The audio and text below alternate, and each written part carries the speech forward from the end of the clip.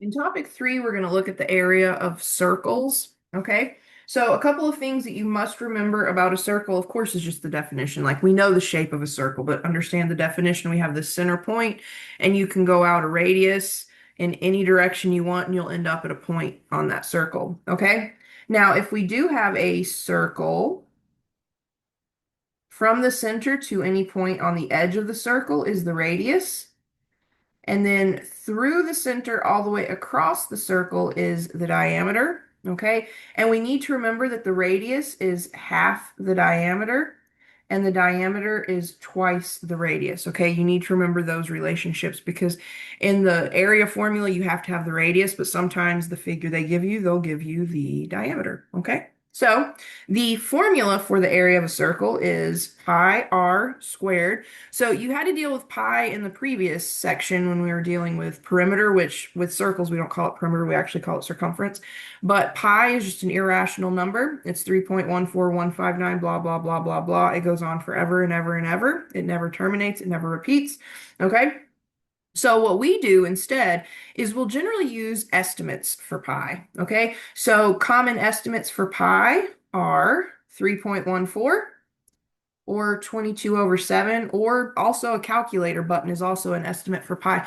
I mentioned this kind of a bit more in depth in the previous worksheet when we were dealing with circumference, but when it comes to calculating circumference or area, if a problem tells you to use a specific approximation for pi, please use the specific approximation for pi because 3.14 is a little bit different than 22 over 7, which is a little bit different than your calculator button. So they're all going to give you slightly different answers. So especially if you're dealing with like an online homework set where answers are clearly programmed in, you need to follow the instructions very, very clearly. So if I don't specify and it's something for very specifically me on paper, 3.14 is going to be kind of your default, but just follow the lead of whatever class you're in, whatever online homework you're using, okay? Now, for example 3, it says find the area of each circle, include units with the answer, and then it says use 3.14 for pi. So the area is pi r squared. So what we do is we have to find the radius, square it, and then multiply it by pi. You have to follow your order of operations, and we do exponents before we do multiplication in the order of operations. So please keep that in mind. Now, in this case, we have that the diameter of this circle is 40. Well, if the diameter is 40, the radius is going to be half that. So the radius is 20 centimeters, and that's what we actually need for our formula. So we're going to say, okay, the area of a circle is pi times the radius squared. So it's going to be pi times 20 squared. Well, 20 squared is 400. So we could say that this is 400 pi centimeters squared. This is exact. I told you all about this when we were talking about the circumference. Sometimes you'll be asked for the exact circumference or the exact area. This is exact when we put in the actual symbol for pi. Pi has infinitely many decimal places. It never ends, okay? So we can never get an exact answer or an exact value for circumference or area because we're using a number that never ends. We're using an irrational value. So what we'll do sometimes is we'll just leave the pi symbol in our answer and we'll say, hey, the area of this circle is 400 pi centimeters squared. That's great. But in this case, I tell you to use an approximation, so go ahead and evaluate for pi.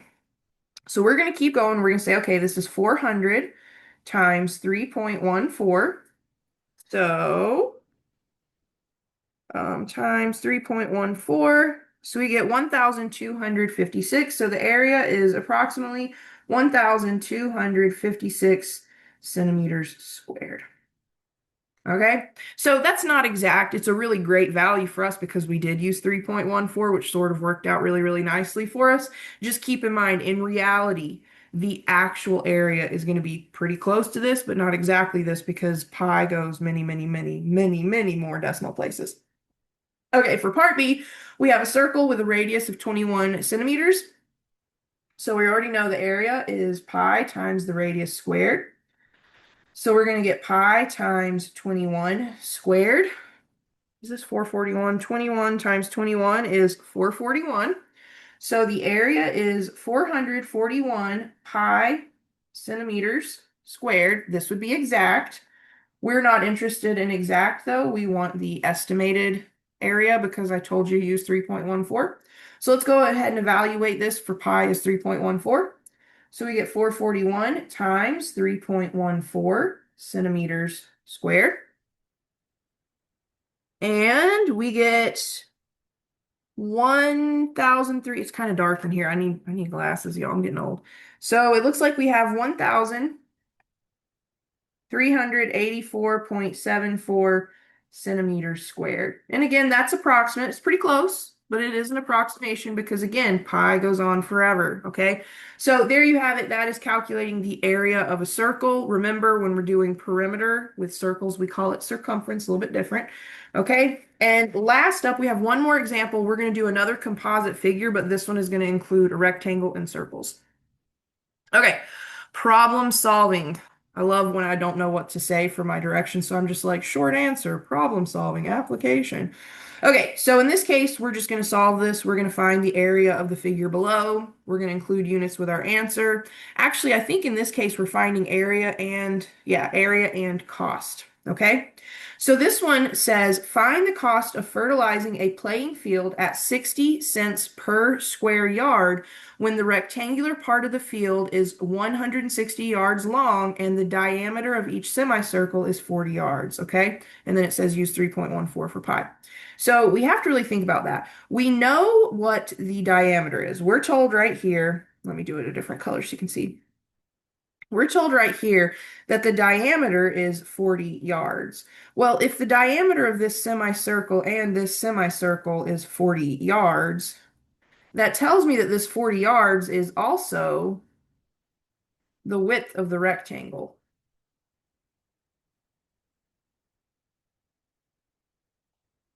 All right.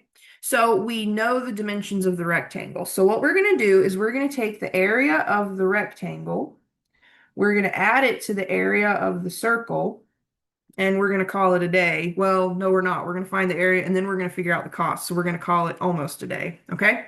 So let's go ahead and remember that when we're dealing with a rectangle, the area is length times width.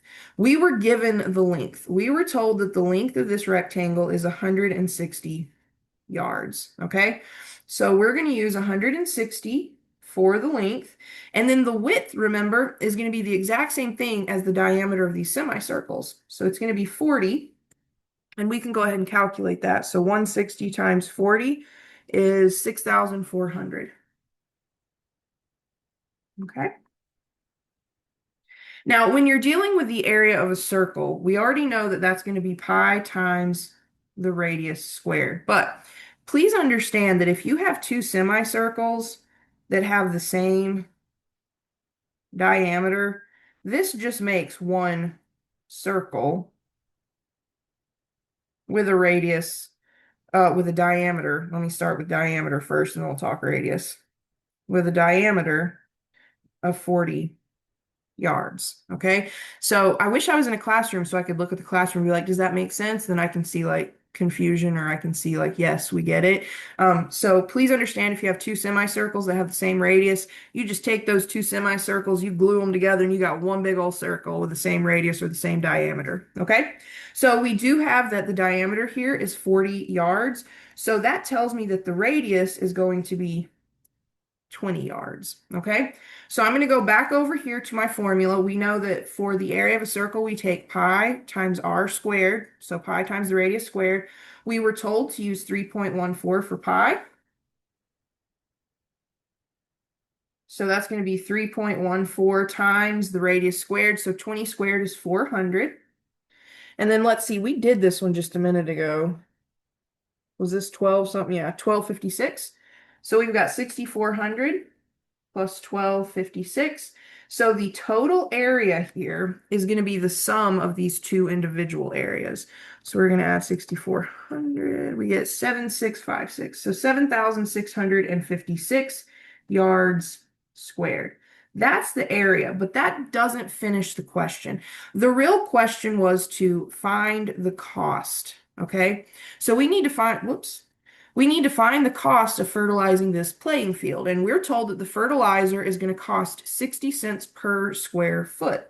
So if we wanted to go ahead and calculate the cost, we want to take 60 cents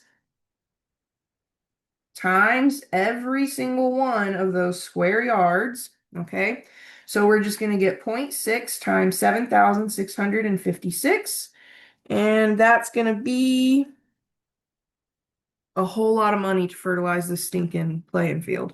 So it's going to be, I swear I need glasses, 4,593.60. We're talking money, so go ahead and make two decimal places. And we're going to describe this is the total cost. If we wanted to describe it better, if we had more room, we would say $4,593.60 is the total cost to fertilize this playing field.